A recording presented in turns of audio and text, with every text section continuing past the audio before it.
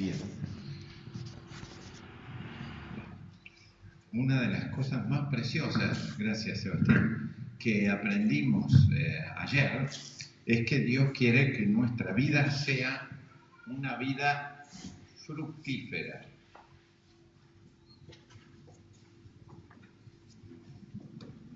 Mi vida. Dios produce en nosotros una vida fructífera. No solo quiere que llevemos transitoriamente algún fruto, sino que la vida sea, si ustedes quieren una palabra que podría ser parecida, es floreciente, con todo lo hermoso que tiene algo que florece, que tiene vida, que produce belleza, que produce fruto, que produce bienestar, que produce sombra, que produce cobijo, que produce leña, que produce cosas buenas. Una vida fructífera en el ser de nosotros y en el hacer de nosotros. Entre las características de ese fruto que Dios produce en nosotros y que hoy hemos visto que también debe ser nuestra ocupación principal, está el fruto del amor. Es decir, mi vida está hecha por Dios para que yo reciba su amor, pueda darlo, pueda amar. Amar es la acción casi principal que señala la Biblia que debe hacer un discípulo. En realidad Jesús lo dice con mucha claridad. En esto van a conocer ustedes en que son mis discípulos, en que se amen unos a otros, no solo como yo me amo a mí mismo, como decía la ley del Antiguo Testamento, sino como Jesús me amó a mí, quien se dio por mí. Él muere para amarme, muere para liberarme de la esclavitud de mí mismo, muere para potenciarme, para que mi vida tenga un propósito, una intensidad, una calidad. Pero eran otros, no solamente amar, sino para el gozo, si ustedes quieren una palabra más común, para la alegría. El fruto de la alegría es uno de los más importantes.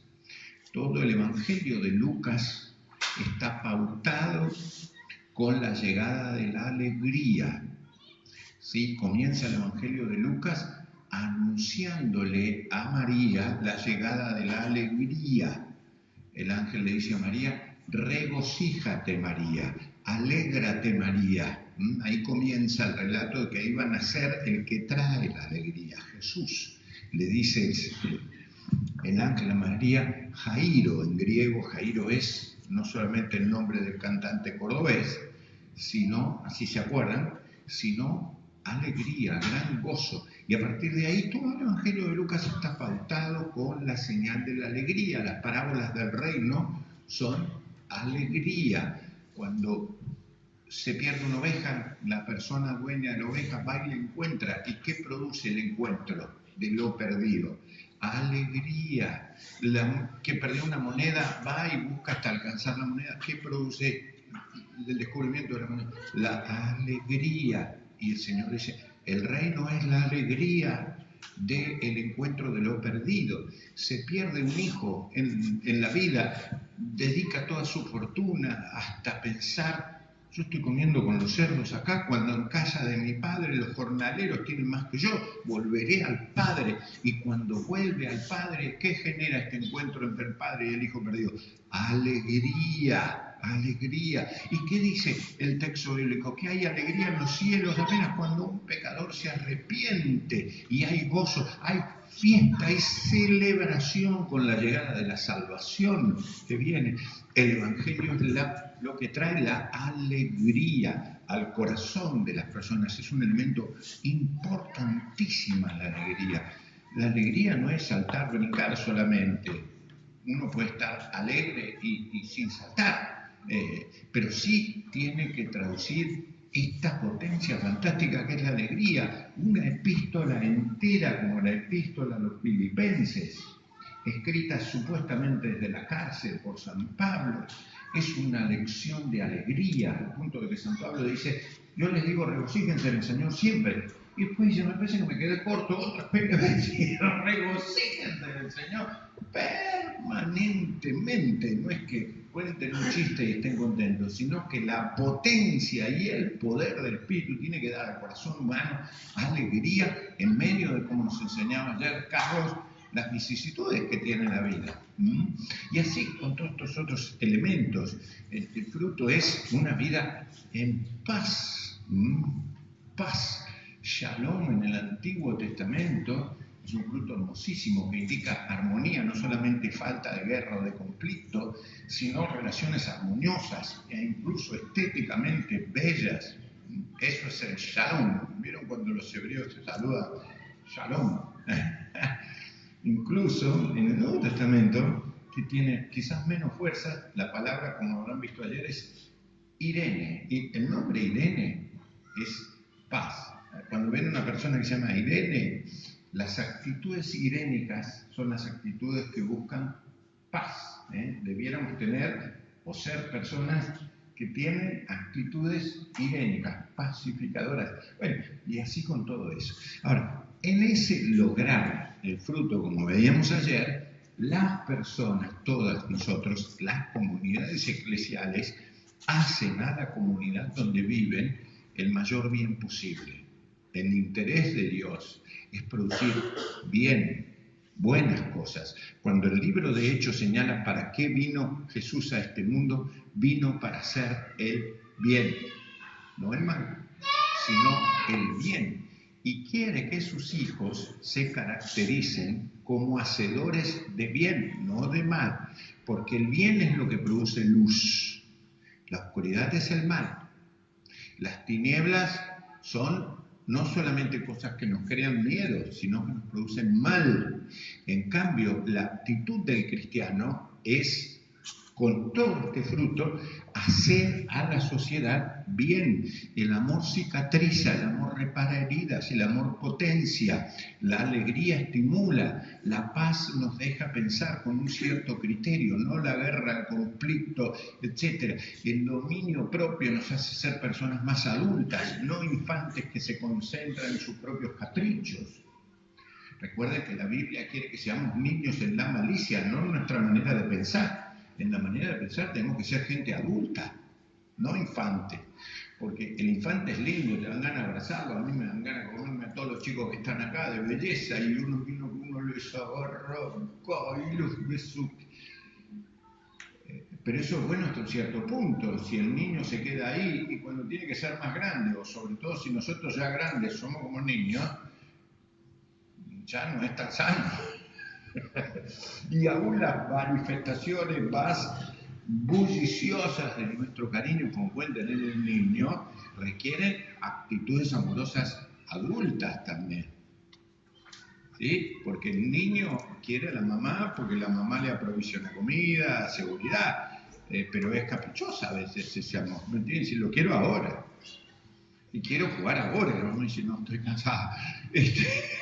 No, eso es una mala mamá, porque la mamá de fulano va a jugar aunque esté cansada. Así. Bueno, no es así, la vida manifiesta una autoconcentración infantil. Entonces, el vivir este fruto, ¿qué hace a la sociedad? ¿Qué hace a la familia? Le hace bien, le hace bien.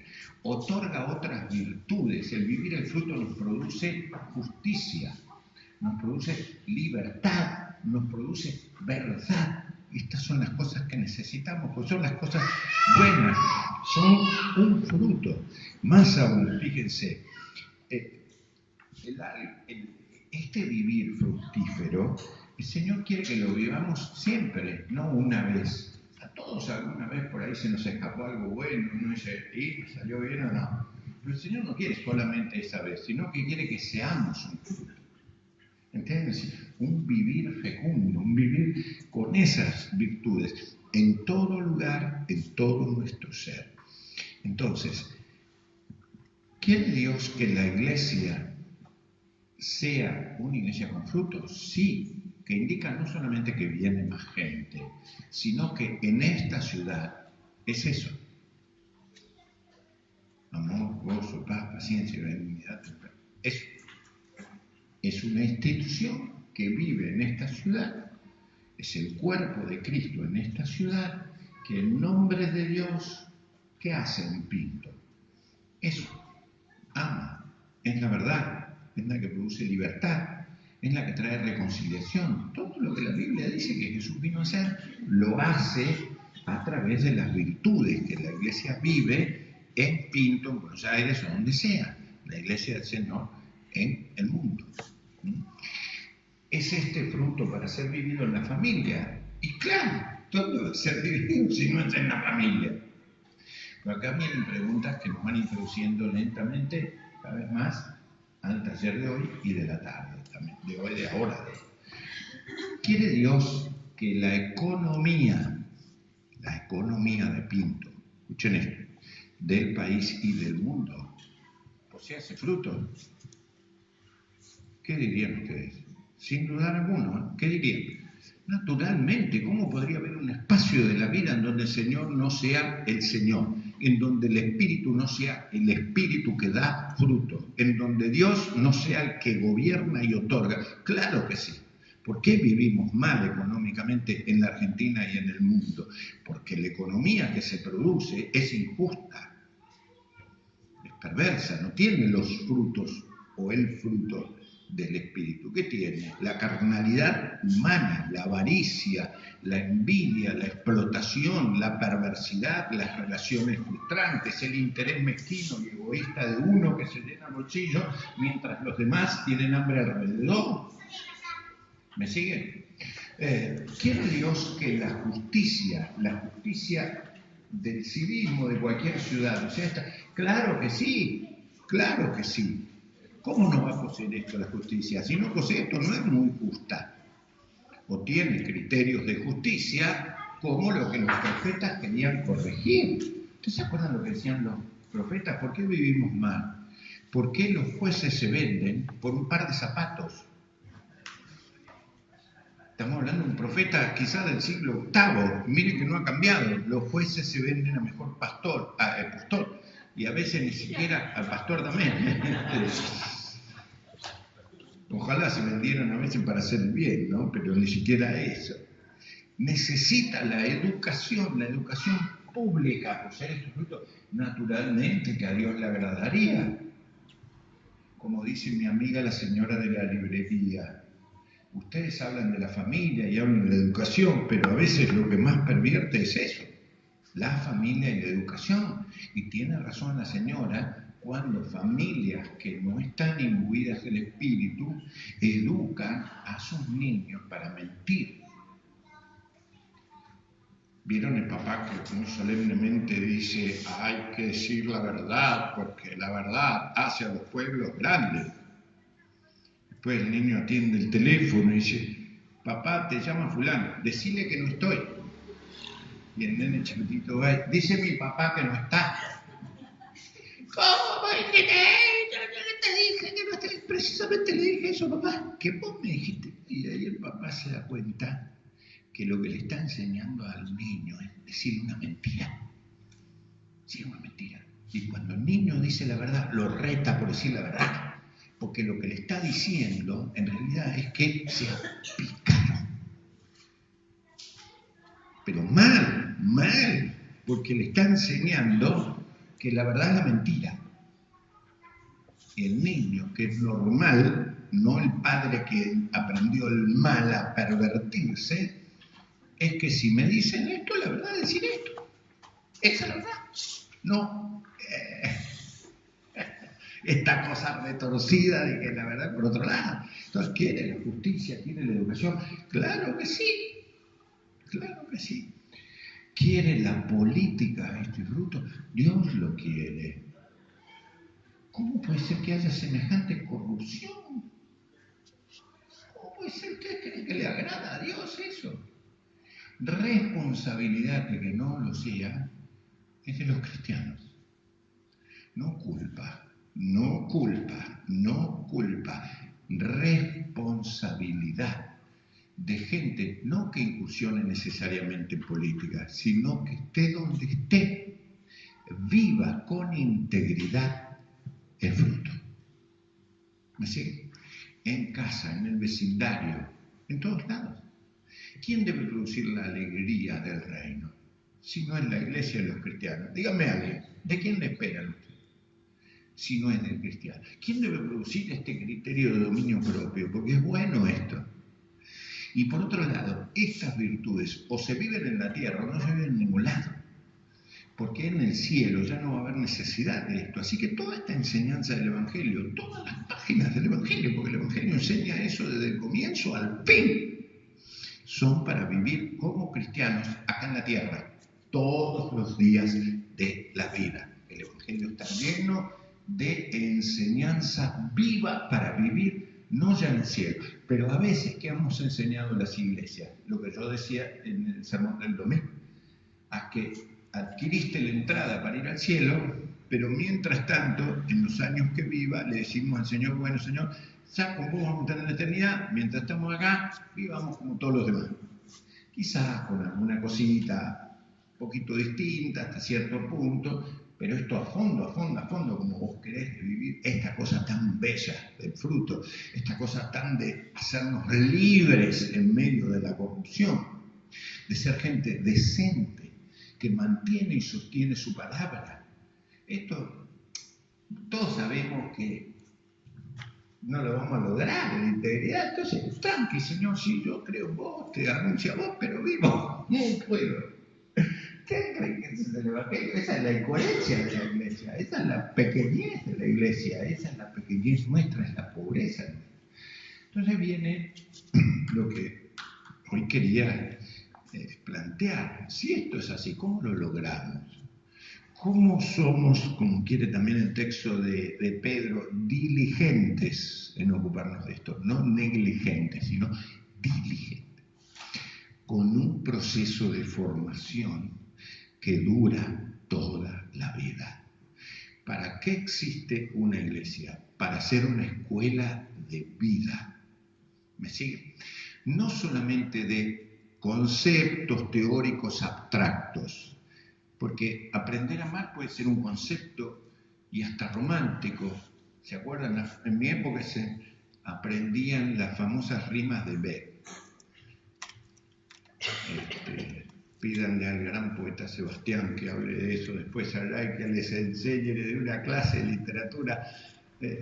O lo romántico de los boleros, que es tan lindo cantar. ¿A ustedes les gustan los boleros? Los boleros son románticos y son lindos. Mi mamá decía, mi mamá ya no vive, mi viejita se fue hace algunos años, escuchaba algún bolero y decía, qué lindo que te digan eso, ¿no? Y tenía razón, ¿a quién no le gusta? Los boleros habían pasado de moda hasta que llegó Luismi. Y llegó Luismi y ahora las chicas le gritaban a Luismi ¡ah! Para cantar las canciones que antes se cantaban también. Júrame que aunque pase mucho tiempo, no olvidarás el momento en que yo te conocí. Bésame con un beso enamorado como a nadie había besado. Una vez que aunque pase, ¿se acuerdan de eso, bolero? Tiene no sé cuántos años. Pero qué lindo que te digan eso, decía mi mamá. Escuchaba a Luis, por debajo de la mesa, imagínate.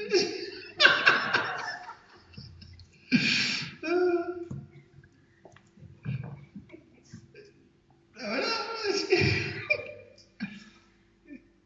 eso es un bolero. En realidad, amar no lo enseña Luis Miguel ni Manzanero. Lo enseña el Señor. Lo enseña el Señor. Y es más profundo que el amor meramente romántico. Está incluido. Qué bueno es poder decir, yo empecé cuando paseo con mi señora, le digo, después de 40 años, no solamente es mi esposa, sino que es mi amiga. Me gusta estar con ella, la paso bien con ella. Me siguen a decir, esto de poder más o menos saber qué me va a decir o en tratar de entender, etcétera, esa confianza, esa seguridad, es impagable. sabe, eso es un fruto del amor. ¿Me siguen? De un amor que con los años tiene que ir aprendiendo el uno del otro. Estoy seguro que recibo esa reciprocidad, aunque pregúntenle cuántas veces me habrá querido dar con el martillo, ¿sí? O ajustarme el tornillo, o, no sé, sacar alguna cosa de esas que están en mí pegada que no debieran estar. ¿Me sigue? Porque se te pegan cosas que están muy metidas y que debieran salir, porque no me sirven sino para tirarla a la basura. Pero yo las colecciono. Ustedes no coleccionan basura que no sirve para nada y las guardan, le ponen bonito a su basurita. ¿Sí? Vicio pero no vicio de fumar, de tomar. Yo no fumé en mi vida, no tomo alcohol en mi vida, aun cuando no era creyente. Fíjense qué bendición me había dado el Señor. Ningún esfuerzo hago para eso, ¿me entiendes? Si no me luzco con eso, no me apetece directamente, pero ha sido muy bueno. Así que no. Hablo de otros vicios. ¿Vieron los caprichitos que uno tiene? El mal carácter que a veces puede haber. No digo que ustedes lo tengan, pero puede venir con uno. Entonces, por ahí. Esto no me lo saque, quiero seguir siendo caprichoso de siempre. ¿De qué me sirve? Absolutamente de nada. Que mide algo de carne que hay en mí, o mucho de carne que hay en mí, en lugar de espiritual, fruto del espíritu, en mí. ¿Sí? Pensalo para vos. ¿No hay un poquito de eso de veces? ¿Vieron como los vendedores que ya aprenden alguna técnica para que van a tu casa, cuando vos abriste la puerta, ponen la pata para que no le cierres la puerta? Entonces en casa hacemos así, ¿viste? Queremos seguir teniendo el capricho de vender algo, metemos la pata. Y el otro quiere salir de ahí, pero no podés. Y seguís comiendo la misma mercadería pobre de tus propias limitaciones, tus propios miedos, y nos prometemos en una noche de luna romántica, cuchi, te quiero mucho, voy a cambiar, pero al día siguiente, con la salida del sol y ya no hay luna, volvemos a hacer lo mismo. No ustedes, yo sé que en Pinto eso no ocurre, pero en mis pagos, eso lo guitarreo muy bien, es así. Cada pago tiene sus cositas, no sé, San Juan no, Santa Fe, nuestra provincia tampoco, bueno, o sea, Andrea de Santa Fecina, era un pago como somos nosotros. Muy bien, entonces miren, ¿qué quiere el Señor? Formación. ¿Quieren leer conmigo este texto de Mateo, por favor, 28? Mateo 28.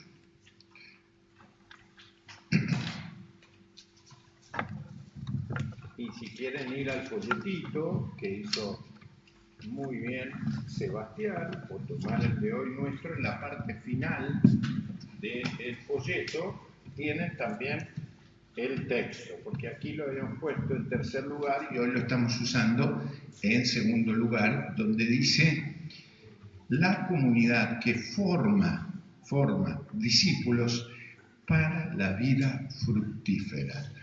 La comunidad. ¿A qué comunidad me refiero? A esta. La comunidad de Pinto, la iglesia que está en Pinto, esta comunidad. ¿Ok? Y el Señor, hacia el final de Mateo 28, desde el 18 al 20, dice, tienen el texto también allí, pueden abrir su texto o tomarlo del folleto, ¿sí? Jesús se acercó y les habló diciendo, toda potestad me es dada en el cielo y en la tierra. ¿De qué habla? De la autoridad que tiene Jesús, de la capacidad que tiene Jesús, del mando que tiene Jesús. ¿En qué esfera manda Jesús? En el cielo y en la tierra. ¿Sí? Toda potestad me es dada en el cielo y en la tierra. Y de ahí dice, en función de esa potestad que tiene, de esa autoridad, de ese mando, de esa conducción, de ese liderazgo, de esa fuerza, de esa capacidad que tiene Él, el Señor da esta orden. Y de hacer discípulos a todas las naciones, bautizándolos en el nombre del Padre y del enseñándoles que guarden todas las cosas que os he mandado, y he aquí, yo estoy con vosotros todos los días hasta el fin del mundo. El mandato, el imperativo, y mandato es una orden, no es un elemento para discutir, sino un elemento para obedecer. El mandato del Señor, encuentro mi fibra, de este pasaje clarísimo, mandato para la iglesia, mandato para los cristianos, es tarea de la iglesia hacer. Y obviamente para hacer tiene que ser, ¿qué cosa? Discípulos. Discípulos.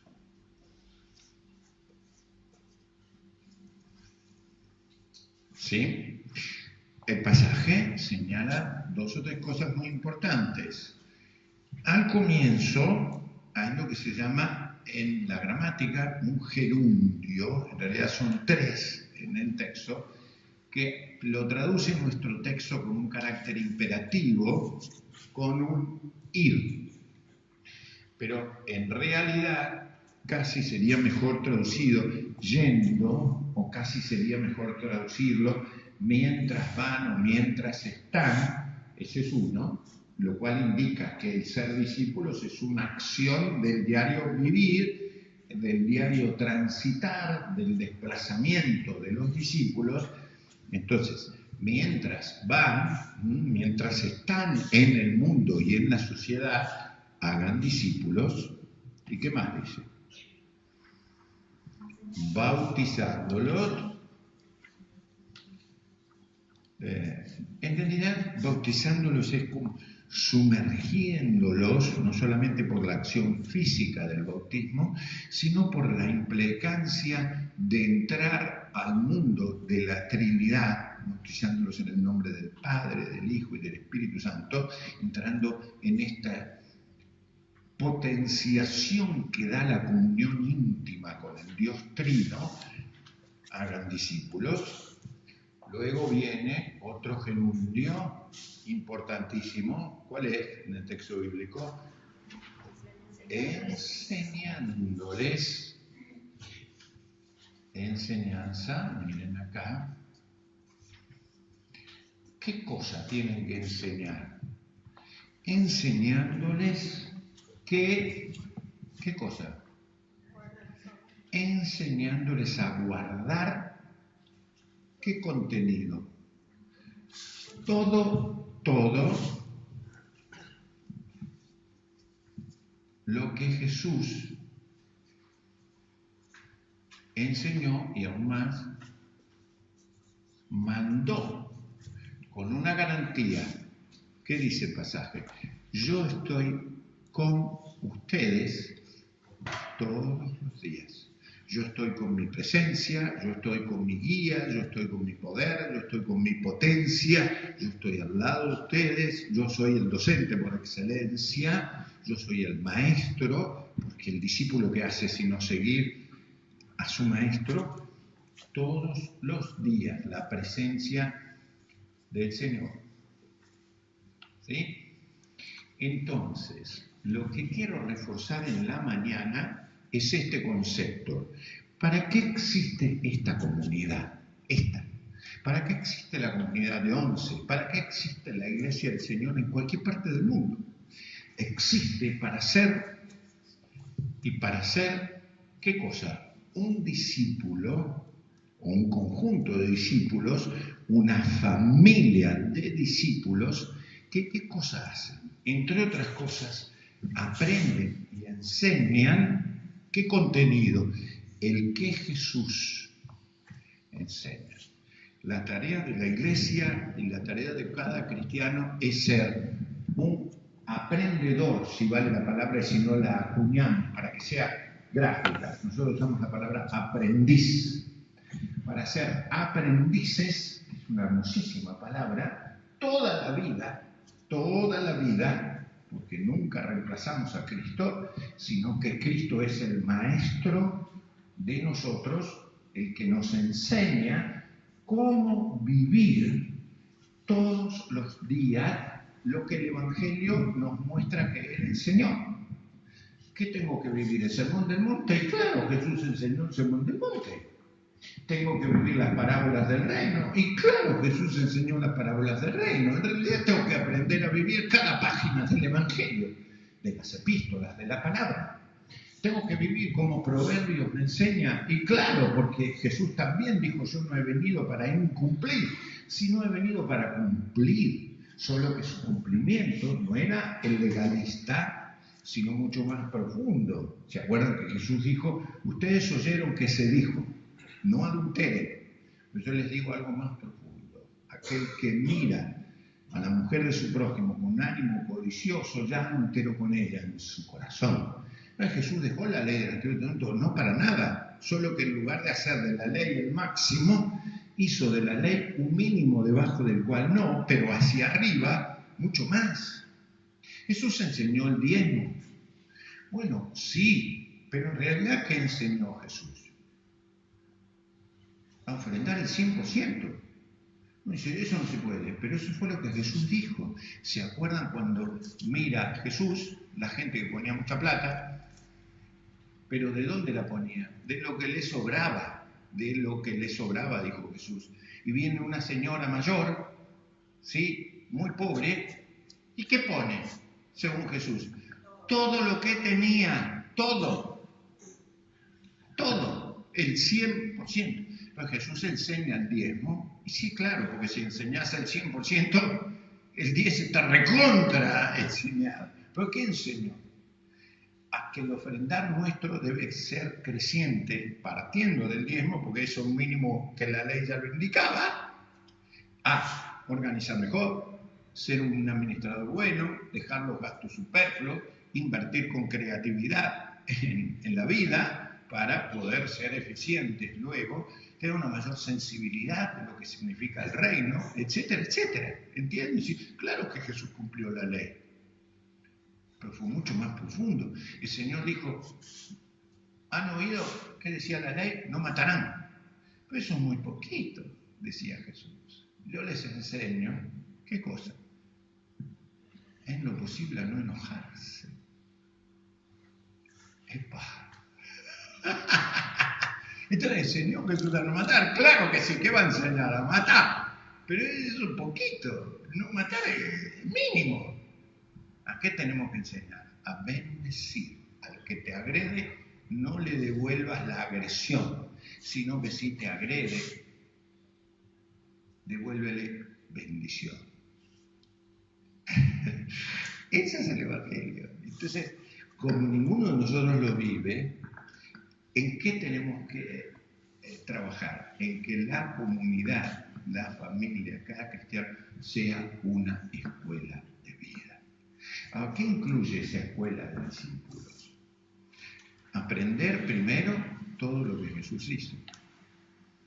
Y aprender no solamente las 4 leyes espirituales, sino aprender todo lo que es Jesús.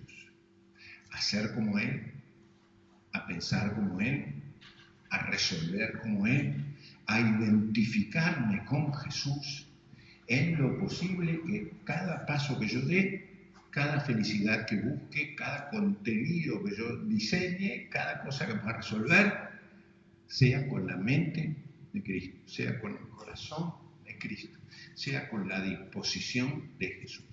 ¿Es posible hacer eso? ¿Qué creen ustedes?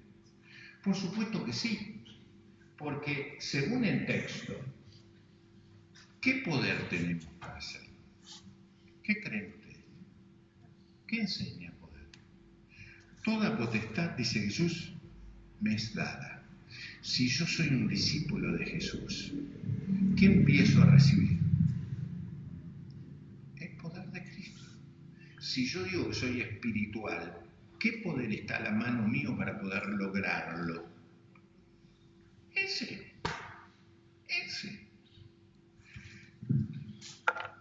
Requiere disciplina eso. Y naturalmente, dígame una cosa buena en la vida que no requiera cierta disciplina. No disciplina sino disciplina de un método, de un orden. Si no, nos vamos a los caños.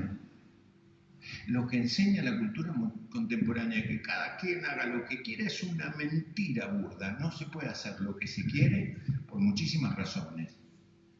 Las personas no hacemos lo que queremos, hacemos lo que podemos.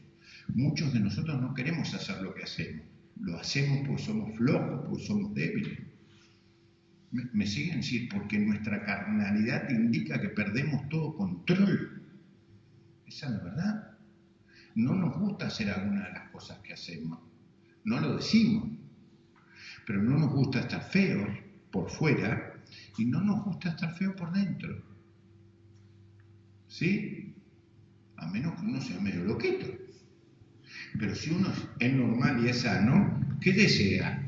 Desea el bien, no el mal. Lo que pasa es que compra la cultura contemporánea que te enseña eso, a ser egoísta, a pensar con el egoísmo del mundo. Miren, yo pongo un ejemplo ahí que a mí me impresionó. Cuando usted pasea, ¿alguna vez pasea? Muy poco. Coco no pasea, ¿no? Coco, hay que pasear cada tanto.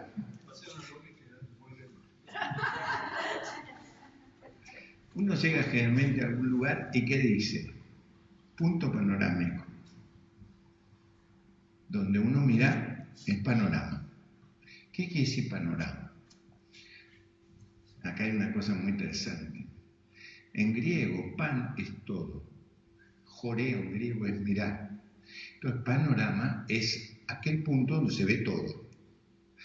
Un punto panorámico es que estás, suponete, en una loma y desde la loma ves el valle.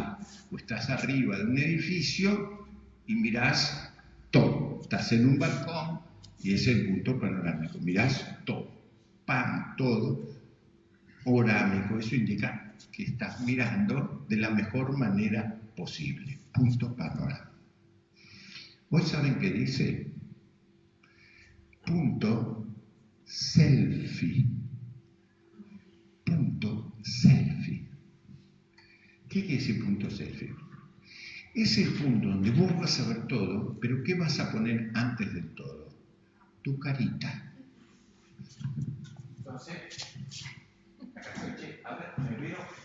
Entonces, estás mirando el todo, pero tu carota está antes. Está el mar ahí, pero ¿qué está? Tu cara. Sos vos. No es el panorama. Sos vos.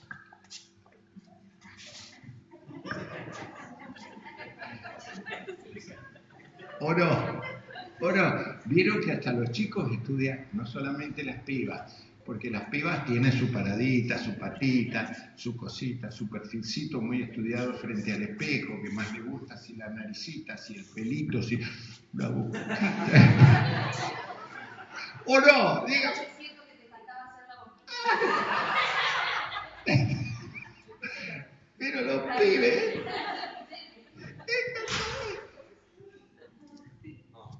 Se olvidó tu hijo, pero me dijo, mañana te traigo el gel. Me dice, te mojás el pelo, te peinás, te echás un cacho de gel. Lo va a tener que hacer. Entonces me dice, hace así. Quiere poner un chico hermoso, entonces estaba echando su pintita y ya aprende la pintita. Se me hacía con la manita así, se ve que hay que ponerse un copito, no sé qué. Entonces, miren, patrón,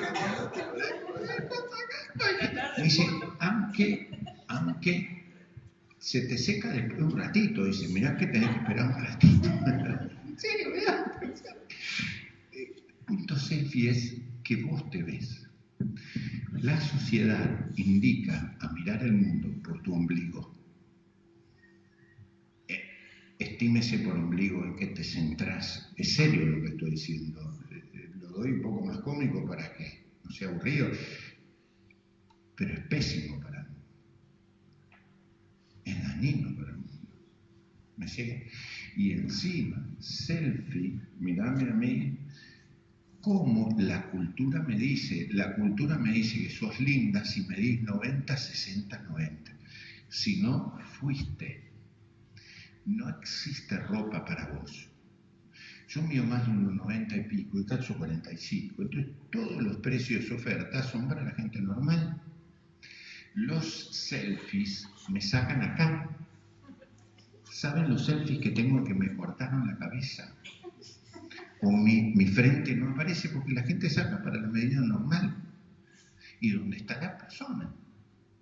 Entonces, cuando saca el selfie, yo no soy. Pero así es la cultura. Mide de acuerdo al yo y al otro. A ver, no es que me aflijo por eso. Lo que quiero decir es cómo son las pautas. Soy yo nada más que yo. El Evangelio no es así. Y uno tiene que aprender a formarse de acuerdo a lo bueno, no a lo malo de la cultura. Porque ese egoísmo que mira exige a veces de la iglesia que la iglesia se adapte a ese esquema y quiera corresponder a sus estándares. Entonces, si a los chicos les gusta eso, hagamos eso. Aunque sea como un factor de atractivo. ¿Por qué? ¿Por qué la iglesia perdió liderazgo? Perdió sal, perdió identidad.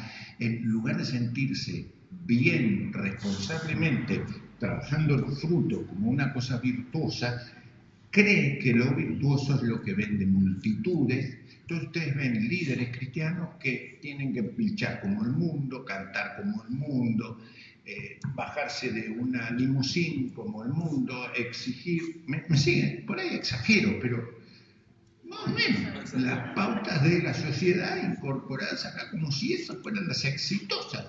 Entonces, el chico que es amoroso, que es virtuoso, que es libre, que habla la verdad, dice, qué lindo como la canción, vos sos un gordo bueno, pero en realidad anda fray papa. Me siguen, sí, ¿para qué te sirve? Te preguntan, ¿te va a dejar dinero? ¿Qué carrera vas a estudiar? La que te producen a tu bolsillo. No las que sirven a una vocación de Dios, a una identidad del Señor. Entonces venimos a contrapelo. Entonces esta formación, ¿qué debe ayudarnos? A potenciar al discípulo para hacerle ver lo bueno que es eso, no la maldición que es eso, sino la bendición que es poder ser personas fructíferas, personas alegres, personas con paz, no solamente en su corazón, sino en la sociedad, personas con justicia, personas con verdad, personas con identidad propia derivada de Cristo y no de lo que el medio me da, no vender la propaganda, no llenar el bolsillo al que te vendió la propaganda para que consumas su droga y te mate a vos, sino para que consumas, no consumir vida. Inclusive eso se traduce, fíjense en el testimonio que a veces dan los chicos. Los chicos dan un testimonio y dicen, yo antes era del mundo. Y cuando era del mundo, iba al baile. Salía con mi mujer. Volvía a la hora del desayuno. Pero me iba al infierno. Ahora soy del Señor. Me levanto a las 10 para ir a la escuela dominical. Pero voy al cielo. Es decir, en lugar de decir, ahora tengo vida, ahora el Señor maneja mi tiempo, no la sociedad. Entonces, en lugar de producir el estándar que favorece al que negocia y me hace consumir lo que es para su bolsillo, el Señor me da libertad. Me da una razón por la cual vivir. Me da un sentido de dignidad y de justicia fantástico. Puedo experimentar el amor en profundidad. Vivo la alegría del reino, potencio la cultura, vivo en un medio donde puedo enseñar mayor justicia aún para mi enemigo, para que la sociedad sea mejor y no se corrompa, sino que viva con la luz del reino. ¿Me sigue?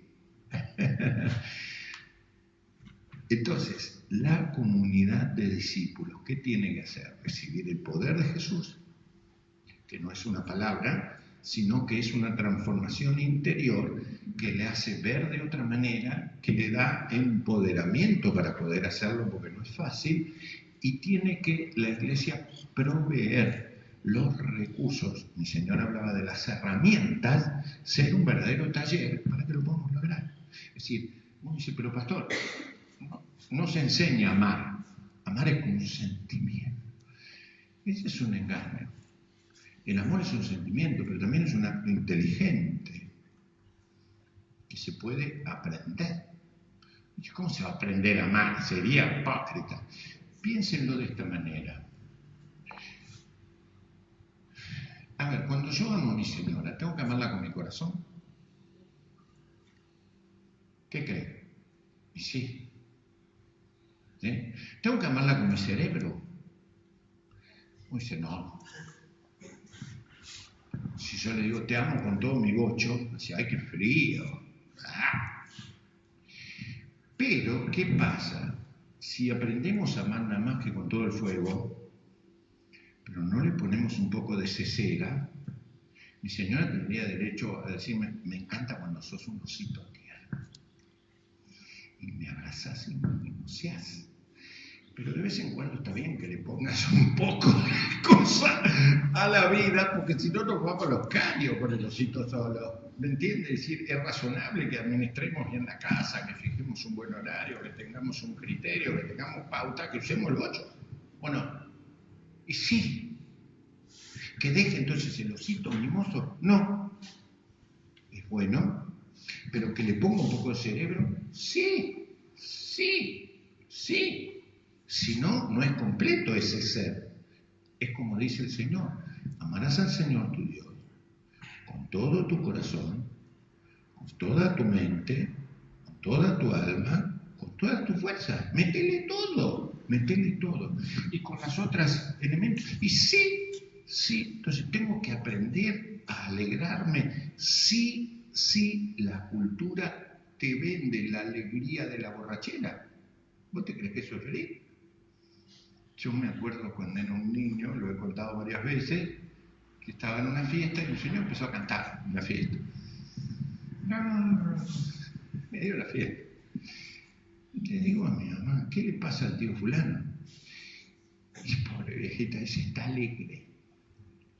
Alegre quiere decir que estaba pasado de control y por suerte no hacía nada mal, pero cantaba. ¿Pero qué quería decir? No estaba muy consciente, estaba perdiendo el autocontrol. ¿Me siguen? Entonces, si nosotros enseñamos que la alegría es chuparte un poquito para estar alegre o chispeante, no estamos enseñando eso. No estoy diciendo que no se pueda tomar, no, es otra cuestión, ¿ok? Sino que la alegría no es perder el control. El desborde, la exuberancia, es una de las cosas más hermosas de la vida y por lo tanto nunca puede ser una cosa desbordada. Podemos manifestar la alegría y yo me río fuerte, a mí me encanta celebrar y divertirme, pero esa no es la mayor, o por lo menos no es la única manifestación de la virtud de la alegría del reino, que es mucho más profundo. ¿Qué tengo que hacer? Ustedes me tienen que enseñar. Esa es la virtud de la iglesia, enseñar la alegría, cómo ser gozosos, personas gozosas. Pero las demás cosas también. Eso es la virtud de un discípulo. ¿Se entendió este concepto? La iglesia como formadora de comunidad de discípulos. Pero no es que tiene que evangelizar, naturalmente, pero tiene que hacer algo más. Evangelizar es una sola pata. Discipular es mucho más completo. Es educar, es enseñar el servicio, enseñar la adoración, enseñar la Biblia, enseñar la vida, enseñar el respeto. ¿Me sigue? Ahora, para poder hacer eso, la gente tiene que tener un encuentro salvador con Cristo, que es el evangelismo. Tenemos que presentarle a Cristo, tenemos que anunciarle a Cristo. Pero si nos quedamos solos, no estamos completando el cuadro de la educación. Ahora queremos cerrar con algo práctico que dirige mi señora, porque no es solamente la teoría, sino la acción de ser discipuladores. Preguntas, agresiones, enojos furibundos que tengan, cascotazos que quieran dar.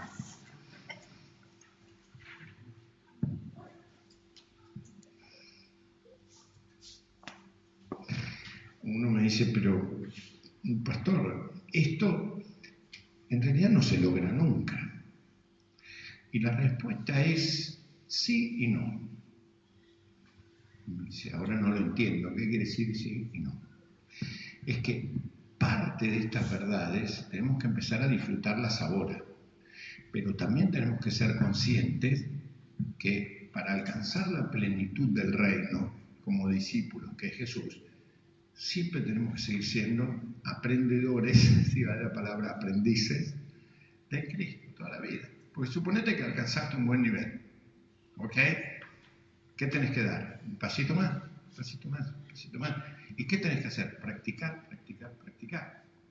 ¿Y qué es practicar? Amar todos los días, estar gozosos permanentemente, ¿sí? Ser pacientes todo el tiempo, ser, en fin, lo que diga el Evangelio todo el tiempo. A veces el Evangelio es molesto, porque ¿qué me enseña? Amar al enemigo, amar al que odia. Y uno quisiera sacar esa página, ¿o no? No, eso yo lo veo. Les cuento una cosa y doy paso a mi señora. En un retiro con niños, que los niños son maravillosos. Los niños habían hecho un montoncito de leña para hacer un fogón. Qué precioso. Entonces, los docentes los habían hecho trabajar buscando leñita, le habían enseñado cómo se hace un buen fogón para que se mantenga mejor la cosa, que estén entrelazaditos, no sé, y no te podían laburar. Entonces de pronto viene la maestra y dice, bueno niños, toman la merienda. No, pero no, estamos no, ahora hay que interrumpir. Bueno, interrumpen y resulta que otros niños que estaban en el campamento de otra comunidad ven el fogón y se adueñan, no del fogón, sino del montículo que estaba hecho. Uno de los niños lo ve. ¡Miren! ¡Agarraron el fogón! ¡Vamos! Dicen los niños. Y se les digo, no, esperen, yo voy a hablar con los niños para explicarles que ese es de ustedes. Yo no voy a hablar nada, voy a llevar un palo y lo voy a sacar. Dice, entonces le digo, mirá, así no vamos a arreglar nada. No, sí. Al final lo convencí de que iba a hablar, pero igual le guardaba el palito atrás. Y me metió enojado con el palito, no quería que no te lo viera, pero venía con el palo atrás.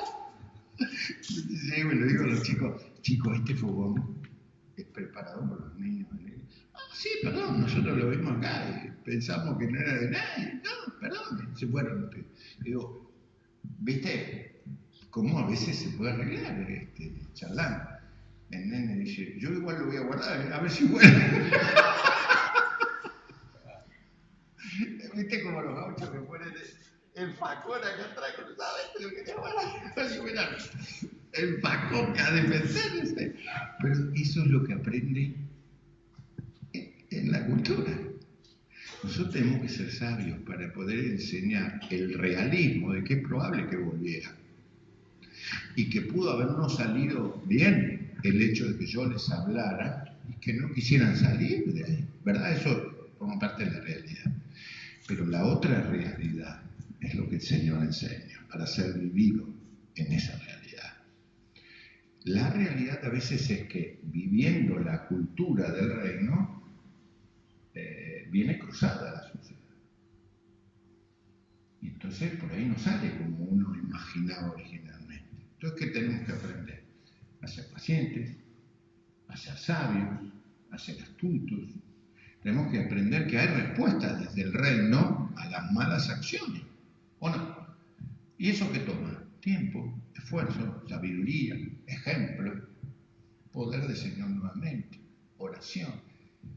Una iglesia que es comunidad, que aprende, que enseña toda la vida y que es optimista con eso. Porque el Evangelio no es derrotista. La gente que dice, no, el Evangelio enseña que todo va a ir de mal en peor. En realidad el Evangelio no enseña que eso es lo que tenemos que buscar. Enseña que es posible que así suceda por la relatividad de la propia iglesia. que hibridiza su mensaje. ¿Entienden lo que quiere decir hibridizar? Lo mezcla. Es cuando dice el Señor, si la sal perdiere su sabor, ya no sirve ni para pisonar.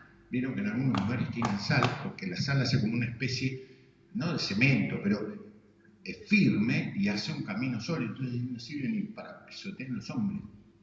O si ustedes enseñan una luz, o prenden, perdón, una luz, y la ponen debajo de la mesa, no sirve para nada. Yo viví en el campo sin luz eléctrica 10 años de mi vida, en mi infancia. Alguna vez lo conté. Y en mi casa tenían faroles de noche, eso que aunque no me lo crean, se bombeaba para que la mecha recuperase la alegría, tenía una cosita abajo, no me acuerdo si era queroseno, que era lo que se le ponía, y eso encendía. O velas, o unas lamparitas recontra amorosas, que hoy se usan para iluminar algunos lugares románticos, ahí servía para la luz, que tenía como una cosita de vidrio hermosa, y que había unas mechitas que se regulaban y cuando la mechita terminaba de consumirse había que cambiarla, que se humedecía en alguna cosa como alcohol o algo, y se prendía eso y se dejaba eso, una lucecita hermosa. Que hoy parece romántica, pero que ahí era imprescindible para ver, entonces vos te llevabas eso, ¿viste?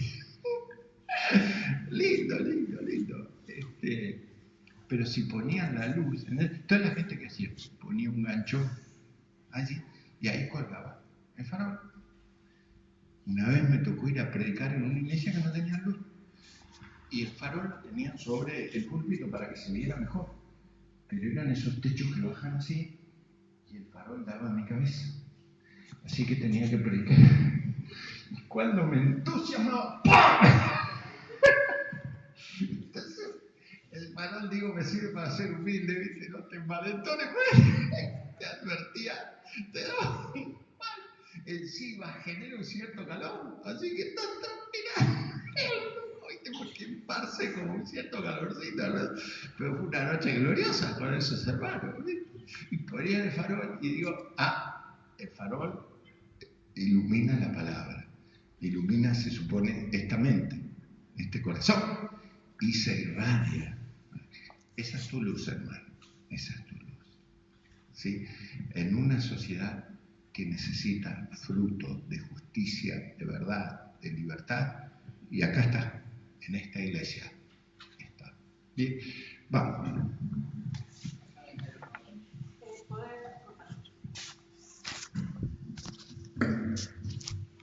Ayer cuando salí de acá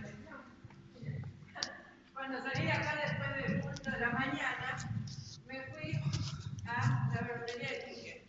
¿Lo conocen acá? Sí.